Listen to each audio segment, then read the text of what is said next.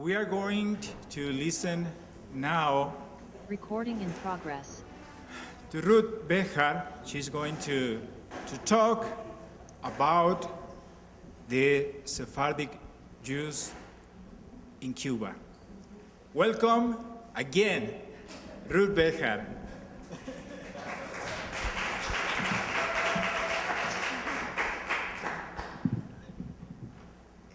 Let's see. Here we go. Hi, everybody. Buenas tardes. That was amazing. That was all the testimonies, los testimonios were amazing. Myriam and I was just talking. We were just so moved. This is Nahalat Shalom is such an amazing community. I've never seen a synagogue like this. It's really wonderful. So thank you so much for having me. And I'm going to talk about Cuba, and probably somebody will have to stop me in the middle of the talk and say, you're done, because I have a lot of slides and a lot of stories, and I could go on for a long time. So let me know when it's getting late, and I'll stop, and we can just converse. Okay, so let me get started. It's going to be a mix of a personal, historical, ethnographic story.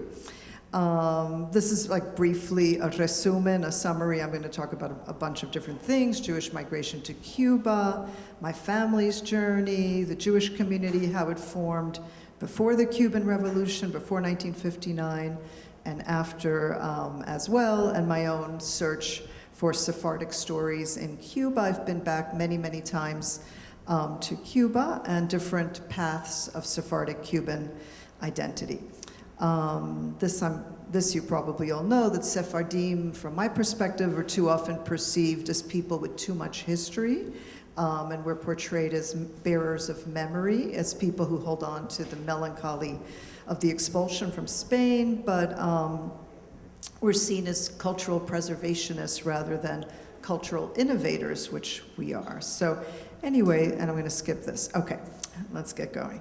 So the Sephardic presence in Cuba. So if we needed, how far back do we go to understand Sephardic history in Cuba? So you can go back to 1492, to the conquest, because Columbus lands in eastern Cuba in an area known today as Baracoa. That's where Columbus lands, and it's well known that there was at least one converso with him on the trip, Luis de Torres, who is all the way, we think, he's the person all the way on the left in that gold tunic. So it's well known that conversos were in Cuba from the very beginning of the Spanish conquest. And we also know that there were conversos in Cuba, but we don't know that much about them, about their individual stories. So now we jump from 1492 to 1898 to the Spanish-American War.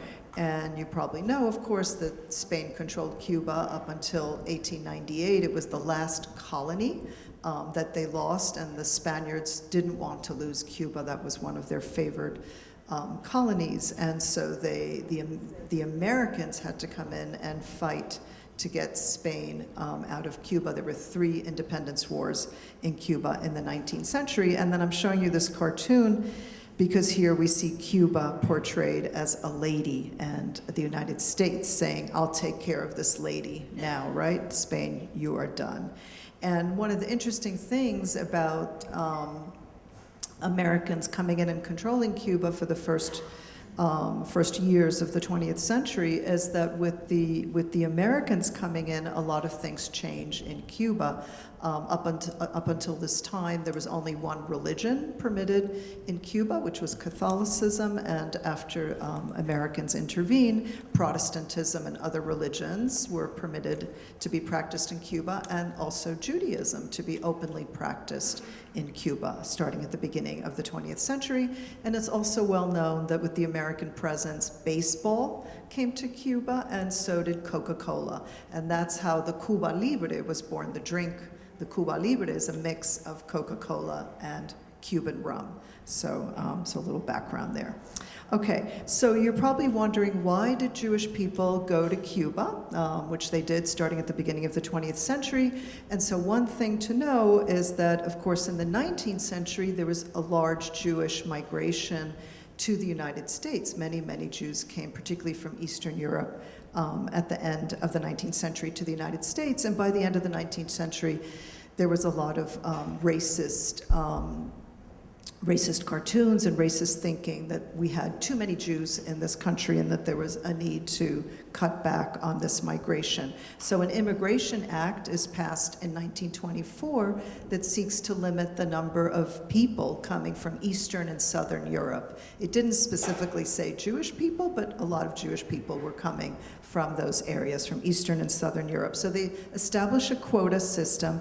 And just, you can see, yep, you can see it here, Poland and Turkey, you can see how low those numbers were. So Jewish people who were fleeing Europe, particularly between World War I and World War II, when conditions were becoming really terrible for Jewish people, increasing poverty, increasing anti-Semitism, and so on, it was very hard to get into the United States because of these quotas, right?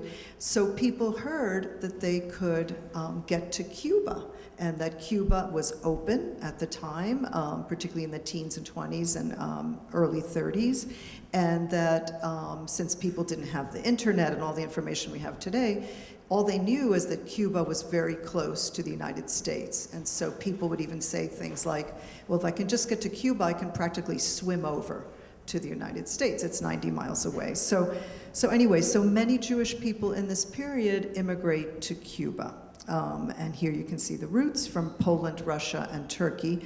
And those are the countries that my family is from. My mother's family from Poland and Russia, and my father's family, Sephardic, from Turkey. But one thing people don't usually know about Cuba is that the first Jewish community to be in Cuba, to publicly practice Judaism, were actually American Jews. So after the Spanish-American War, many American Jews moved to Cuba and had businesses in Cuba. So they were expatriates who lived in Cuba. They had a Reformed temple with an English-speaking American rabbi. So they maintained their American identity, but they lived in Cuba. And one of the most famous businesses owned by American Jews was Moshe Pipik. And if you know Yiddish, Pipik is funny because it means belly button. So it's Moshe's Belly Button. That was the name of this very, very famous American Jewish kosher restaurant that existed in La Habana Vieja. And the restaurant is gone now, but the site of the restaurant is still there. So the American Jews were really the first to be there. And they founded the cemetery, which I think I went past. The first Jewish cemetery was founded by American Jews on the outskirts of Havana. And it was a small community, though, of American Jews. Really, the big Jewish community was made up of immigrants who came to Cuba, largely in the teens and 20s and 30s. And the Sephardic Jews came first in the late teens, early 20s, as the Ottoman Empire was coming undone. And that's how my grandparents, so here you've heard about them in the poems. So this is my grandfather Isaac and my grandmother Rebecca, and they meet in Cuba. They were both from the same town of Silivri, a town on the outskirts of Istanbul. And then my grandparents on my mother's side, who I called Baba and Zede, they were from Poland and Russia, my grandmother from Poland, my grandfather from Russia, and they also meet in Cuba and marry in Cuba. And my maternal grandmother, Esther, has a very interesting story, and I ended up writing, as you'll see in a moment, a whole novel inspired by her story. So she is the first of all the children in her family to get to Cuba. Her father, my great-grandfather from Poland, was already in Cuba, and he was trying to earn enough money and save enough money to bring the family. There were 7 children, and his wife and his mother, etc. And he just wasn't able to make enough money. He wasn't a good businessman. He was very religious, very orthodox. But after 3 years, he made enough money to bring one of his children. And so he writes a letter, back to the town of Goworowo, where they were from in Poland, and says that he wants to bring one of his sons. But my grandmother, Esther, she was the oldest of the children. And she said, I should be the first. And even though I'm a girl, I want to be the first to go, because by birthright, I should be the first one to go. And I promise you, I will help you bring the whole family to Cuba. So that was my grandmother's story. Grew up hearing that, and I thought, wow, that's incredible. I have to write about this one day, because she was able to bring most of the family, not all of the family, but her siblings and her mother. and not her grandmother. Her grandmother sadly chose to stay in Poland and died in the Holocaust. So here's the family, most of the family reunited. My grandmother is the woman in the white dress, my great-grandfather here in the straw hat, and my grandfather. And they reunite, and they go and live in a small town in the countryside of Matanzas, in this rural town, this is how it looked like in that era. And I always thought that was so fascinating too. So I have a double career. I'm a writer and I'm also an anthropologist. So I'm always fascinated by places and where people live. And so I've been to this town of Agramonte several times, and I went to do research there, and all of that inspired this novel, Letters from Cuba, that some of you picked up yesterday. It's all written in the form of letters, and it's this young girl, it's my grandmother made a little bit younger, my grandmother Esther, writing to her sister back in Poland and telling her all about her experiences, getting to know Cuba and what she's doing to help her father, and she eventually realizes that she's really good at sewing. Her mother taught her how to sew, and she starts making dresses, and she sells the dresses, and that's how they make enough money to bring the family over to Cuba. So just a summary of that, and the book is also in Spanish. So that's a little bit of a summary of the Ashkenazi side. Now the Sephardic side. Here are my grandparents with 3 out of their 4 children. The little boy in that white suit is my father.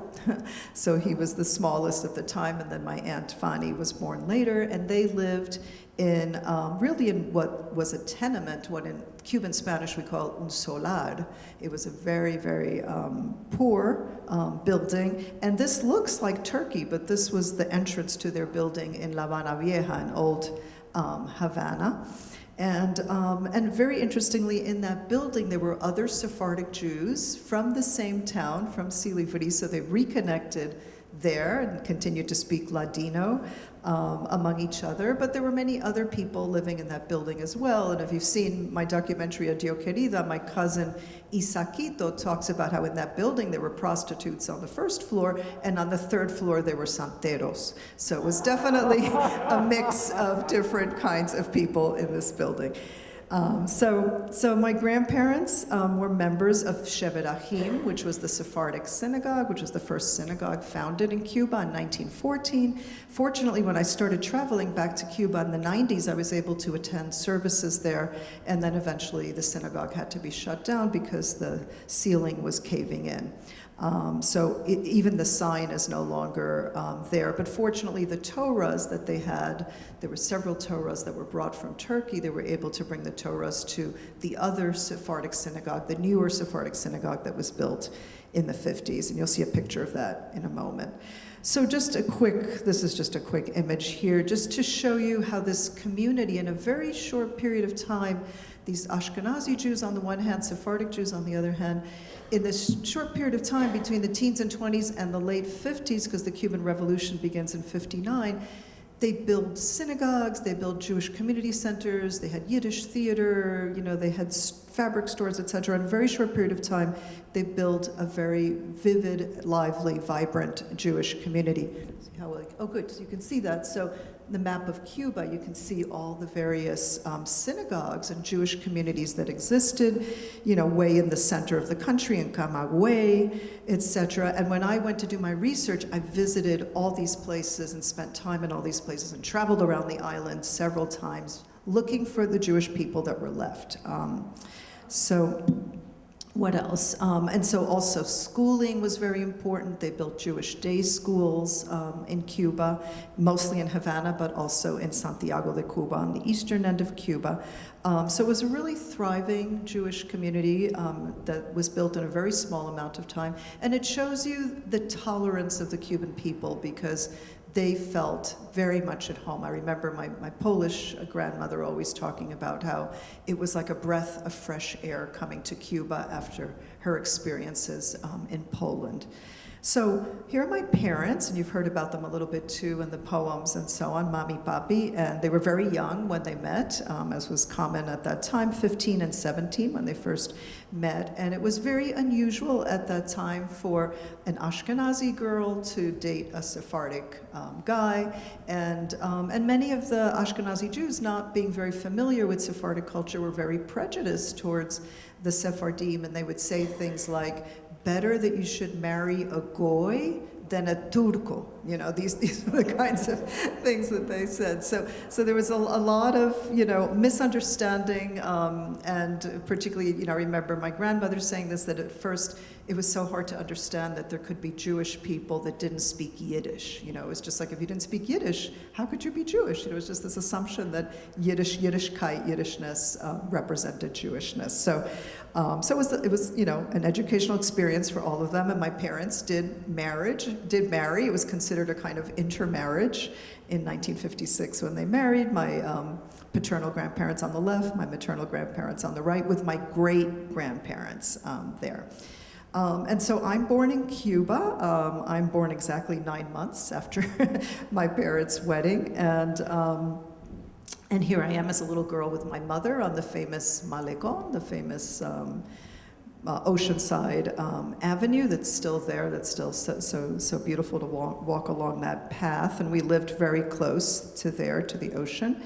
And so I started my life as a small child in a Cuba that was in close relationship with the United States, so close that you could take your car to Cuba. I don't know if you're all aware of that in the 50s, that there was a ferry that you could put your car on this ferry from Key West and go down to Cuba and then get your car off the ferry and drive around the island. I always thought that was so amazing. And during the brief moment of the Obama opening towards Cuba, there were people discussing the possibility of bringing back this ferry system, which I thought was amazing. So just a little bit more information here, again, just showing you the presence of Jewish institutions and businesses, largely in Old Havana. And it made sense for them to be based in Old Havana or La Habana Vieja, because that's right by the port of Havana. So the ships would come in with things like cloth and things that Jewish people sold at that time, and they could get the supplies off the boats, off the ships, and then go sell them in the stores. And my family lived in Old Havana, in La Habana Vieja. Also Santiago de Cuba had a lot of Jewish-owned businesses, many of them Sephardic, as you can quickly see here from the name. So I want to move quickly to be sure I don't go over time. So one of the things that I always find so poignant about this community when I talk about it is that by the 50s, they were very well settled, they were prospering, and they thought they were going to stay in Cuba forever. They thought this was a permanent community. And in 1953, they start building the Jewish Community Center, which we call the Patronato. So it's like the JCC, or La Casa de la Comunidad Hebrea de Cuba. So they start building this huge community center. Have any of you been to Cuba and seen it? Okay. Many of you have seen the Patronato. Okay, great. Yeah. So it's quite impressive, even though they've lost part of it after the revolution. They had to give up part of the building, but they have still a lot of it. It's very, very impressive. And so they're building this. They start in the mid-50s with, and they hire Cuba's most important architect at the time, Capablanca, and he comes up with this design and with this arch that's like, reaching up to the sky. And so it's always so poignant to me that they were building, they were expecting to stay, and they didn't know that in a few years, most of this community would decide to leave after the Castro's revolution. So I'll linger a little bit before the departure. So here I am, and we lived very close to the Patronato, half a block away. So we often passed by, and I was, retratada, I was photographed in front of the temple many, many times. And interestingly, the Sephardic community also builds a temple at this time, but a little later. They start in the late 50s, and they're literally finishing building the temple as they're all leaving Cuba in the early 60s. And it's the Centro Hebreo Sefardí de Cuba, still around and still active. So what happens? So the revolution begins in 1959, right, January 1st, 1959, and there's a great support for Fidel Castro, Che Guevara, etc. My parents and the Jewish community were very, very supportive of the revolution at first, and I just want to say, but now I'm going to take a little detour because 1959 was, yes, it was the year of the revolution, very important historically, but it was also the year that my younger brother was born. And so here he is, my little baby brother, with Caro, who took care of my brother and me when we were little. And so he's born, and a huge conflict arises in the family that I write about in my book, Traveling Heavy. Also, Un cierto aire Sefardí is the title of the book in Spanish, and then there's a handmade book version of that story as well that my friend Rolando Esteves made. So let me tell you the story. I have it written out here, but I'll go through it more quickly. And so it's a story called Un cierto aire Sefardí, a Sephardi air. And so it's about growing up in my mother's Ashkenazi family, but always being told that I resembled my father's Sephardi family because of my temperament, right? Because I was told that, I had a strong will and that this somehow had to do with being Sephardic. So I would hear that. And so a lot of what I first knew about Sephardic culture really came from my Ashkenazi family and was filtered through this very exoticizing lens. And the story that I would hear often when I was growing up was how these Turcos had this strange custom of naming their children after living relatives rather than dead relatives. The Ashkenazi custom is to name a newborn after a dead ancestor. So when my brother Maury was born in October of 1959, my mother decided to name him Morris in memory of her father's brother Mordechai, who was killed by the Nazis. And abuelo and abuela, my Turkish grandparents, they arrive at the hospital. Of course, this is the story I heard, and they were enraged to hear that my mother had named him Maury. Pero este niño es nuestro, nos pertenece a nosotros, they exclaimed. We let you name your first child to honor your side of the family. This second child belongs to us. We want you to name him Isaac, right? I was the first child, so I had already been named. And then my mother was, pero Isaac? Name him Isaac? But you're alive. How can we name him Isaac? My mother responded, and abuelo said, yes, I'm alive, and I want the boy named after me. My mother was holding on to the Ashkenazi custom that you honor the dead rather than give joy to the living, and she refused to change her mind. And so abuelo and abuela announced that they wouldn't attend the bris. You can imagine what a huge conflict this was. The tensions mounted, and Baba and Zeta, my maternal grandparents, asked their neighbor. It so happened that Rabbi Gambach, a Sephardic rabbi, lived on their block and said, talk sense into them. And so he persuaded them that Isaac would be my brother's middle name, right? So he'd be Morris Isaac. And therefore, el abuelo Isaac would be honored just the same. And that brought about some peace. They attended the bris. Peace and unity was restored in the family. But as I wrote this piece, I wanted to claim the grief and the loss of my Sephardi grandparents. We never have called my brother Isaac or Isaac. We never once gave abuelo that joy in life. We still deny it to him in death. Isaac is gone from us as bitterly as the lover who sings farewell in the old Sephardi ballad that we just had. Adio, adio, adio, querida. That's so. So anyway, so I always thought that was interesting. That was going on in 1959 in our family life, and this major revolution was going on in Cuba.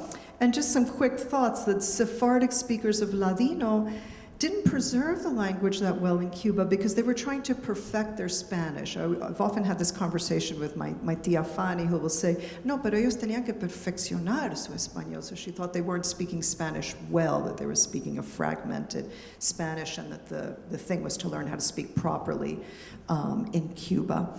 And that a lot of Sephardic customs were maintained, but the language less so because of assimilation, integration, and intermarriage with the Ashkenazi community. And one thing that's very interesting is that this rabbi that I mentioned, who was very close to our family, Rabbi Gambach, Right on the eve of leaving Cuba, he didn't know he would be leaving Cuba, he publishes this Haggadah de Pesach that I have thanks to my father who kept it. And so I often thought that was very poignant as well, that again, here he is preparing a Haggadah, thinking that they're going to stay in Cuba, and in fact he and many others leave in the early 60s. So what happens in 61, 62, there's a community of about 15,000 Jewish people in Cuba. The majority choose to leave precisely in 61 because that's after the Bay of Pigs invasion. And that's the moment at which Fidel Castro declares that the revolution is going to be a communist revolution. Many of the Jews disagree with that, and particularly because properties are nationalized at that moment, and the majority owned small shops and stores and were merchants, and so they lost all of their businesses. So that was one of the key reasons. And then also Cuba was going to move towards an atheist government, and the Jewish day schools would be eventually shut down. They weren't shut down right away, they were shut down in the late 60s, but people were worried about that, and so this mass migration, 90% of this community that was expecting to stay in Cuba forever, leaves the island at this time in the early 60s, and here you can just see the majority, 70% were Ashkenazi and 30% were Sephardic, and you can see here how the population goes way down in that period. So I'll race through this as much as I can. So many of these Jewish Cubans, and as I've said, the term for Jewish Cubans in Miami is Juban, because there's so many that they've become a clear group, and so the majority go to Miami, but many also go to New York, as we did. Here I'm with my parents and my brother. So imagine starting a new life, having grown up and lived in a tropical country, restarting in a place like New York with the snowstorms, but also very impressive, all the things of New York. The World's Fair was going on in the 60s when we were first settling into life in New York. And I grew up with this interesting combination of Jewish and Cuban cuisine. Myriam and I have talked a little bit about this. I don't know if you could tell what this is a recipe for on this page. Anybody want to hazard a guess? Who can see what the first word is? Pescado, which is fish. And so this was my maternal grandmother's recipe for gefilte fish, but written in Spanish with the names of the fish in English. And then this is my mother's recipe for frijoles negros, for black beans. So that was the kind of combination that we had, and baklava and Sephardic food as well. So Juban, this term gets coined in the 60s. This is Bernardo Benes, who was a very important Cuban Jew in the community, who actually negotiated the release of political prisoners from Cuba in the late 70s. And so the Ashkenazi Cuban community builds the Cuban Hebrew congregation in Miami Beach, as you can see here, and they remember the patronato. So they have this photograph there on a plaque remembering that synagogue that they built on the eve of their departure from Cuba. And then the Sephardic Cuban Jews build Temple Moses. So each community builds its own temple to maintain their traditions. This is Temple Moses in Miami Beach. And this plaque is so interesting, founded in 1968 by Cuban Jewish refugees forced into exile during the 1960s. I always thought that was very interesting phrasing, forced into exile. We will never forget what we left behind on the island of Cuba. So it almost feels like they're describing it as an expulsion, and I just thought they were haunted by the memory of the expulsion. And so the women, and they stopped during the pandemic, but they're restarting now. Every Tuesday in the synagogue, they make borrecas and bulemas and bizcochos and sell them to members of the congregation to help support the synagogue, and they are delicious. And the men have the tradition of playing dominoes, which is very common in Cuba, as you can see here. And when I was doing this research, because I've always also been researching the Cuban Jewish community in Miami, I discovered this gravestone with the domino pieces surrounding it, remembering someone who loved to play dominoes. And not my relative, even though also a Behar. The Behar name is very common in the community, and most people have not returned to Cuba, but some families have. The Habib family returned many, many years ago before unfortunately, Senor Habib passed away. So I always grew up hearing about Cuba. I was very, very interested to go back. My family was very against my going back. They didn't think it was a good idea. They think of Cuba as a very scary and frightening place. Why would you want to go there? We had to flee Cuba. We had to, get out of there. Why would you want to go back? But I, being an anthropologist and just being a curious person, I wanted to go back and see the place where I was born, where I started my life, and to see what was left, what fragments were left of the Jewish community in Cuba. And initially when I went, I was just trying to stand in the same places where I had stood as a child, almost as if I could spiritually reclaim those places. And so, as you can see, I'm standing in the same place. Yeah. And I often describe myself as una niña vieja when I'm in Cuba. I'm an old little girl. I left as a little girl, and now I go back as an old little girl. And so when I started going back on a regular basis in the early 90s, this is a great picture. We're going to be seeing a bunch of pictures by Humberto Mayol, these black and white photographs. He's a fantastic photographer that I collaborated with in Cuba. And this wall just shows you how things started to change in Cuba in the early 90s. So in the 60s, 70s, and 80s, they really suppressed religion. They attempted to create a completely atheist society, which was very hard to do because Cubans are a very spiritual people. And, I mentioned Santeria is very, very important to Cuban culture. The African roots are very strong. And the Catholic roots, of course, are very, very strong. And in this picture, you can see how she is negotiating both the revolutionary saints, so to speak, and then the Catholic saints as well. And so they completely changed the laws in Cuba in the early 90s, and in the Constitution, they declare that Cuba is no longer an atheist society, but a secular society, and they also decide that you could be a member of the Communist Party and have a religious affiliation. That had not been possible before 1991. So things start to change in that period. Yeah. Yeah, that's very good. Jose Martí, so he's the great Cuban independence leader of the 19th century. He was a poet, and he was also a political leader, and he was exiled in New York for about 14 years. He wrote his famous simple verses, Los Versos Sencillos. He wrote them in New York, in the Catskill Mountains, but he wrote them in Spanish. And he's considered the first Latino, the truly Latino thinker, truly bilingual, and people are devoted to Jose Martí in Cuba and in Miami, the Cuban exiles also, because he was in exile too. And so, he's very prominently there with that famous mustache, because the story one of my friends told me in Cuba is that he had very bad teeth. And so you couldn't get, implants back at that time. And so he wore that long mustache to cover his mouth. I don't know if that's true or if that's, one of the legends in Cuba, but you can see just how prominent he is. And, he is considered this kind of spiritual leader of Cuba. And you find pictures and busts of Jose Martí in front of all the schools in Cuba. So Martí is hugely important. And of course, Fidel Castro was hugely important for many, many years. People used to joke in Cuba that he was eternal, that it seemed like he was going to just be in power forever because he lived such a long time and was in power for such a long time.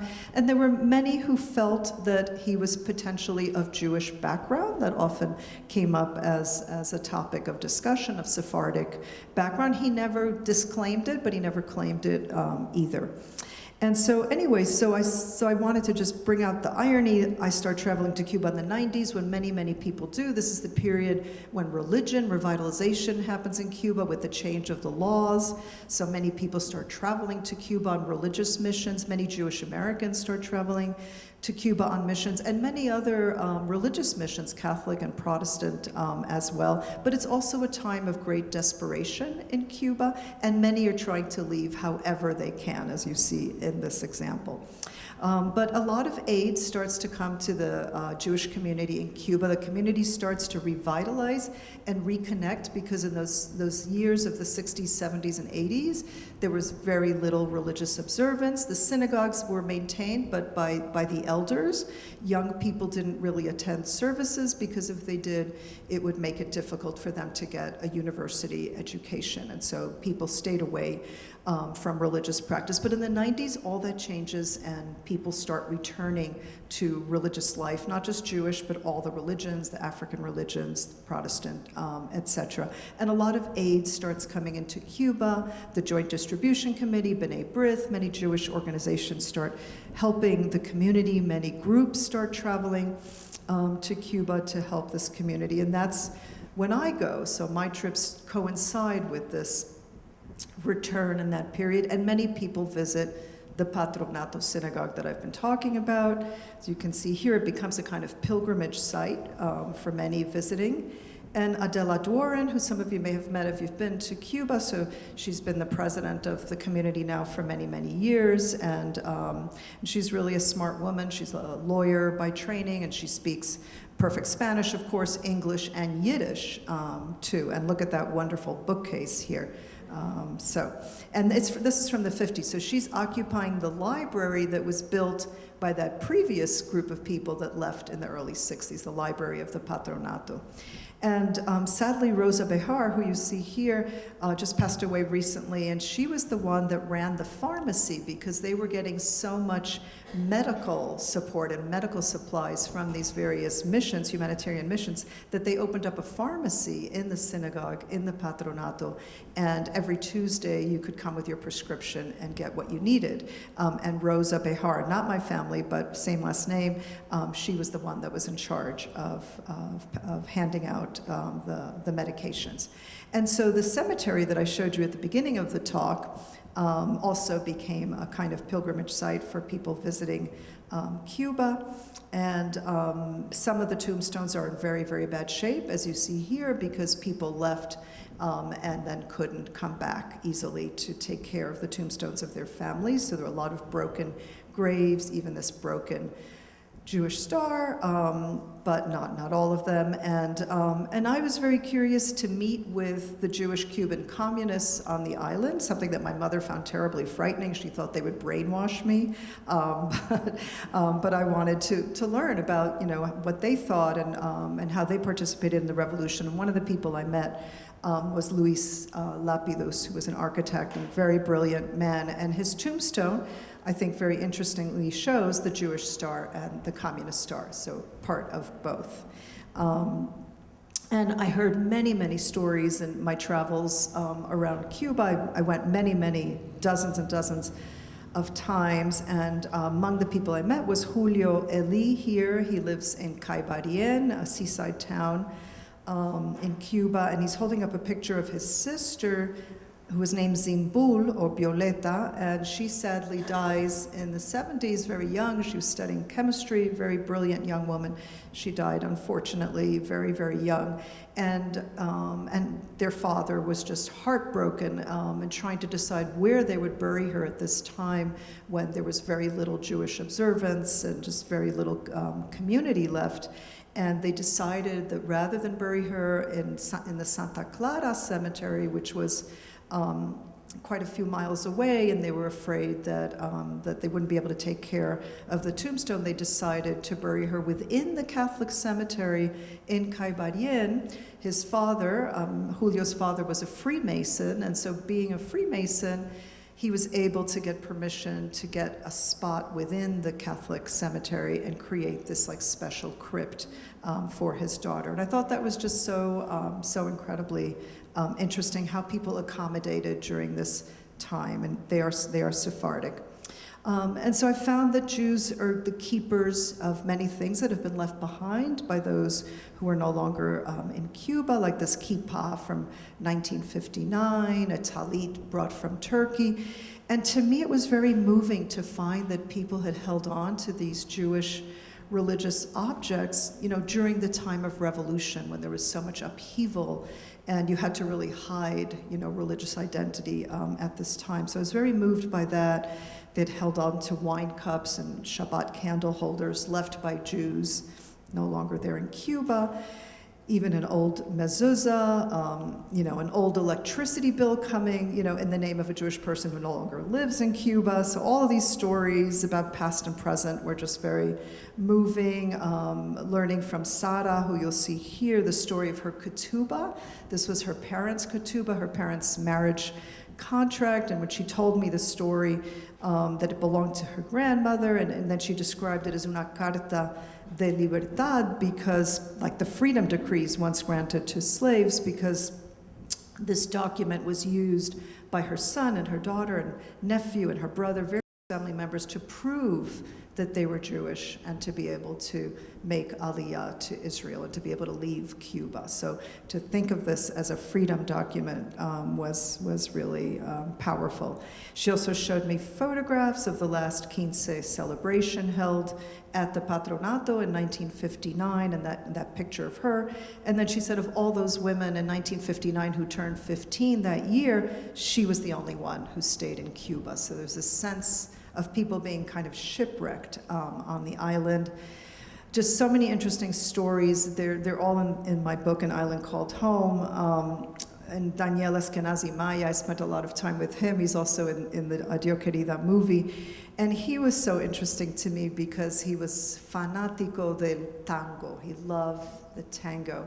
And he would participate in these community things where people would go and sing tango songs. They didn't dance, they sang the tango songs. And you could see behind him, and if you could see that well, there's like an altar to Carlos Gardel, the great tango singer. So I always thought that was very interesting, this elderly man in Cuba, Sephardic, and he was singing about the tango and my lost Buenos Aires, a place that he never went to, right? So I always thought that was such a powerful sense of displacement. And another thing I documented is that by the early 2000s, the Cuban government opens up this hotel called Hotel Raquel. And it's a Jewish-themed hotel where each of the rooms are named after a Old Testament biblical figure. And being Shavuot, you have to see that there was a Ruth room. There is a Ruth room in this hotel. And I was there with a group right when the hotel opened, and the people at the hotel knew me, and they saved the Ruth room for me. So I talk about that irony of being in the Ruth room and wondering if that's all that's left of home for me in Cuba. Anyway, I talk more about this in my book, and just briefly tell you about a poem I wrote, Broken Streets of My City, Las Calles Rotas de Mi Ciudad. And because Havana has a lot of broken streets, and I fell once and almost really hurt myself badly in one of the streets of Havana. So here's a picture of me with my parents colored in this beautiful handmade book. And it's a long poem. It's like a poem that is like a long street. And I'll just read a fragment from it. I come back, an old child. Now they call me Señora. I still come back after so many years. An old little girl, una niña vieja. Mami, papi, please come back. Walk these broken streets of our Havana together with me.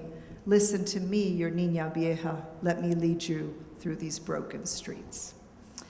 So I don't know how much time I have. Do I have a little time? Tell me, or 5 minutes? Okay, so I'm gonna go real fast. So I made a movie, Adiós Querida, which now you can find. It's easy to stream. Dedicated it to my father, because my Sephardic identity comes from my father. And at first, he didn't want to participate in the film at all. He said, no, yo no quiero. And he didn't want to participate. Then finally, he got talked into it and agreed. And then he became very interested in participating. And among the things we did is we went to the cemetery in New Jersey, where a part of it is named Shevet Ahim, just like the synagogue in Cuba, in Old Havana, like the Sephardic synagogue. And my two grandparents are buried there, and we went there with my parents. And anyway, so it was dedicated to him. The film was dedicated to him, and there I was really looking for the Sephardic culture, Sephardic ancestry, Sephardic stories. And two of the most compelling stories that ended up in the film had to do with these two young people that I met at the time, Danaida, who I knew as a little girl, as you can see here, and then eventually I knew her when she was 12 and about to celebrate her bat mitzvah.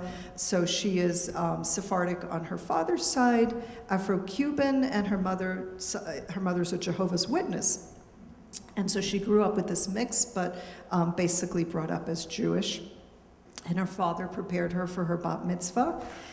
And then she decided she wanted to leave for Israel, and that was very, very difficult because her mother wasn't going to be able to go.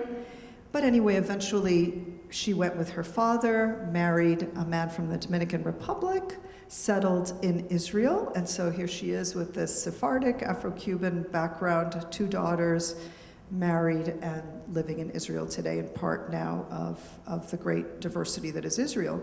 And similar story, another young person, Afro-Cuban, that I met, also Sephardic, on the mother's side of the family, and he was interested in drumming, but they didn't have enough money for drums, and so he would drum on the buckets that they would use to bring water to the shower to bathe. And so he would drum amazingly on these buckets, and then he too dreamed of going one day to Israel and did do that, and he's still drumming, Miguel de Ritmo, you can see him here, and living today in Israel with his mom and sister. So the community continues to evolve. I'll try to do this in 1 minute here. Continues to evolve. This is Maida, who runs the Sephardic synagogue in La Habana. They have a Holocaust museum. They remember the Holocaust, so they're much more connected to mainstream Judaism now than they were in previous years, as you can see. Still, a lot of support comes from abroad, including gefilte fish.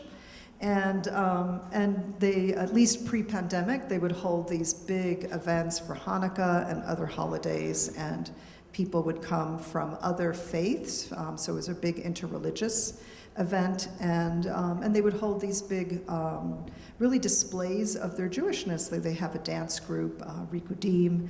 They would do these amazing performances, and I was just there in March of 2020 was my last trip, right on the eve of the Holocaust.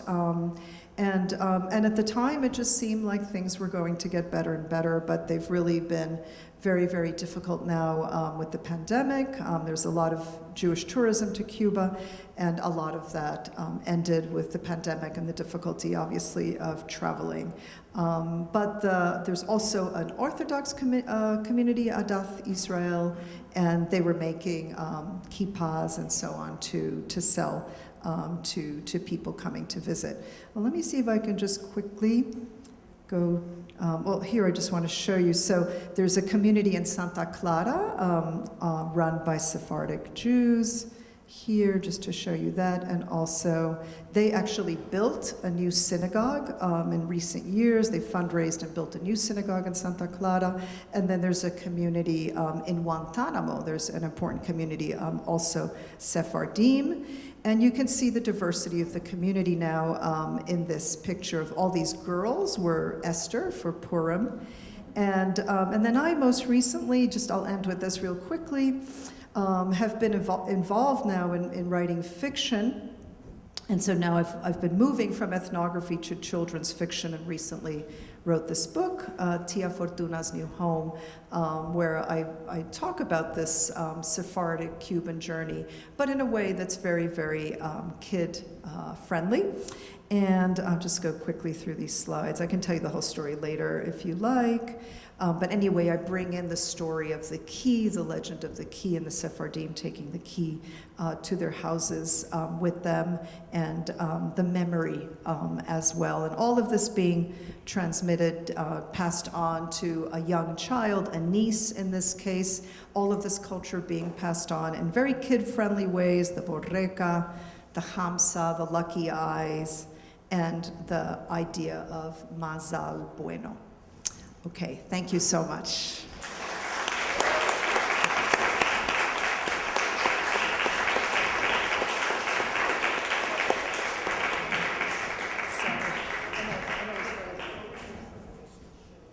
Sure, yeah, sure. Any questions or comments? Yes? I just want to thank you so much, and I'm dying to see the rest. Well, you got most of it. I tend to, like I said, you know, I don't even want to see how many, but it's over 100 slides, so I tend to go over. I'm so sorry. I'm curious about your conversation or dialogue with the Jewish member of the Communist Party. Well, I spoke with many of them. There wasn't just one. And I mean, they're a really fascinating group of people because, well, Luis Lapidus, he was one, but I spoke to others as well. They were just very, very dedicated to the revolution. And to me, that was interesting because I had only heard the other side of the story, which was, no, the revolution was terrible. It made things so much worse for Cubans. And instead, I was hearing this, you know, generally positive side. I mean, there have been problems from the beginning, scarcity of all kinds of things, like food, for example. There was a joke, let me see if I remember it properly, that they used to tell, where Fidel would say, you know, we've solved so many problems, you know, or, you know, we have health care, we have this, we have that. And then he would say, there's only 3 little problems that I haven't been able to solve: breakfast, lunch, and dinner. You know, that was like one of the Cuban jokes. Yeah, so to me it was exciting and interesting to find Jewish people in Cuba that were very integrated into the revolution, really believed in it, like they were into Che Guevara, you know, they were into, you know, all of these things that like my family thought like, you know, this was like the worst possible thing you could possibly do. You would never wear a Che t-shirt, you know, but they did in Cuba. And I felt that among some of them there was a lot of idealism, like they had really, you know, they had been part of the middle class or part of the upper middle class even, and they had chosen, you know, to live, you know, in worse conditions because of an ideal of, you know, redistribution and making things better for everybody. So like my mother feared, I was not brainwashed, but I definitely saw, I could understand their perspective as well, you know, that there was a reason why they had stayed, and it made sense, but they were in the minority, and that was the interesting thing. Though the other thing I should mention is that when Jewish immigrants first came to Cuba, particularly from Poland, many of them had socialist and communist leanings, and in fact, the Communist Party in Cuba was founded in 1925, and there were many Jewish, Polish people at the founding of the party, so many that they had to have a Yiddish translator there to translate what was going on in Spanish. So that's like how involved they were at that early stage. But then many of them just became successful and their political leanings changed, you know, as time passed. And so meeting the ones that had stayed and that wanted to be part of the project of the revolution was, to me, very, very, very interesting. Yeah. Any other questions, comments? All right. Oh, yeah. Was it pretty hard to get the initial trip? Well, yeah, it was hard. At the beginning, it was definitely hard to travel to Cuba. I went actually for the very first time in 1979.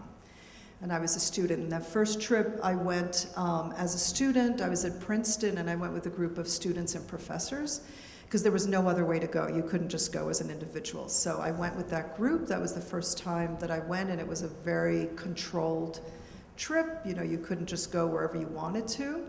But I snuck out, and I went to see the woman who had been our nanny, my brother and I's nanny, and I wasn't supposed to do that because you were supposed to ask her permission and tell people where you were going, but I just went and found her because I didn't have a phone number, but she and my mother had continued to correspond.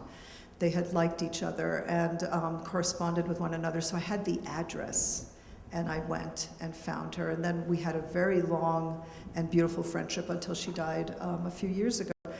So I did that, and then in 1991, I went back, actually with my husband, on a group trip, because at that moment it wasn't yet possible to go on your own, and then subsequently it became possible to take individual trips, which I did. And because I was born in Cuba, when I returned to Cuba, I go back with a Cuban passport.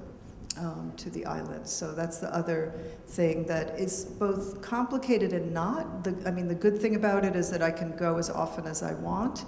The bad thing is that then when I'm in Cuba, I'm a Cuban. and that's frightening to me because of, you know, everything, all the stories from my family. But it is possible, I should say, if any of you are contemplating it, it is possible to travel to Cuba. Things shut down during the pandemic just because they were trying to decrease the amount of travel. But there's 12 different categories, and if you can fit into one of the categories, and one of them is what's it called, people-to-people assistance to the Cuban people, educational trips, journalistic trips, research trips. If you're going to a conference or an event, there's various ways that you can go legally. You have to be able to check one of those boxes to travel legally from the United States. And then once you get into Cuba, they just give you a tourist pass, which I think nowadays you can pick up at the, or at least pre-pandemic, you could pick that up at the airport. So it is possible to go. And Cuba, became very dependent on tourism in those, starting in the 90s. And so, when tourism really declined with the pandemic, it was really, really disastrous for them because a lot of people had created Airbnbs and small restaurants and stores and boutiques and so on, and they really depended on foreigners to help them maintain those businesses. So people have really been struggling a lot right now. Yeah, Stephanie? I think Stephanie? Oh.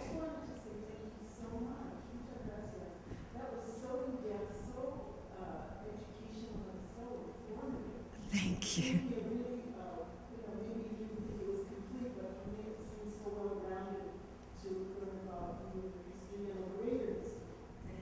Thank you so much for that, Stephanie. Thank you.